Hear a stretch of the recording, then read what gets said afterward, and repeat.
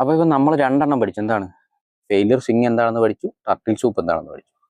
Okay, ഇപ്പം നമുക്കതിനെ കുറച്ചുകൂടെ ഒരു ഒരു ഒരു ക്രിയേറ്റീവ് അല്ലെങ്കിൽ ഒരു ICT ടേമിൽ അല്ലെങ്കിൽ ഒരു പ്രൊഫഷണൽ വേയിൽ നമുക്ക് വിളിക്കാം. ഓക്കെ, അതായത് ഇതിവിടെ എന്താ സംഭവിച്ചേ, ഇവിടെ ഒരു ഹൈയ മാർക്കറ്റ് എടുത്ത് നമുക്കകത്ത് ക്ലോസ് തന്നല്ലേ. ഓക്കെ, ഇങ്ങനെ ഉള്ള ഇതിനെ എന്ന് പറഞ്ഞാൽ ഇതിനെ നമ്മൾ പറയുന്നതാണ് ഹൈ റെസിസ്റ്റൻസ് ലിക്വിഡിറ്റി. ഓക്കെ, എന്താണ് ഹൈ റെസിസ്റ്റൻസ് ലിക്വിഡിറ്റി?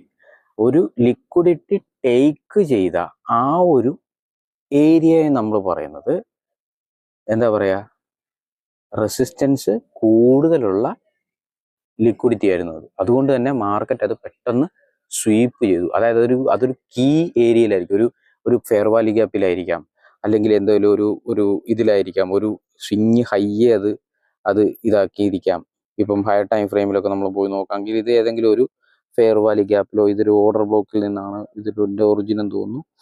അപ്പോൾ അങ്ങനെ ഏതെങ്കിലും ഒരു ലിക്വിഡിറ്റി ഏതെങ്കിലും ഒരു POയിൽ നിന്നും മിറ്റിഗേറ്റ് ചെയ്ത് ഈ ഒരു ഫെയർ വാല്യൂ ഗ്യാപ്പിൽ നിന്നാണ് ആ ഒരു ഒറിജിൻ ഉണ്ടായിരിക്കുന്നത്. ഓക്കെ, അപ്പോൾ ആ ഒരു ലിക്വിഡിറ്റിയെ മാർക്കറ്റ് എന്ത് ചെയ്തു, സ്വീപ്പ് ചെയ്തു.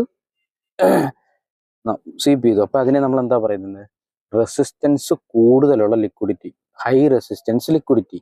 ഓക്കെ, അപ്പോൾ ഹൈ റെസിസ്റ്റൻസ് ലിക്വിഡിറ്റി എടുത്തു കഴിഞ്ഞാൽ മാർക്കറ്റ് എന്താ നോക്കുന്നത്, ഒരു ഫെയിലിയർ സ്വിങ്. ആ ഫെയിലിയർ സ്വിങ്ങിനെ അപ്പം നമ്മൾ എന്താ പറയുക, ലോ റെസിസ്റ്റൻസ് ലിക്വിഡിറ്റി.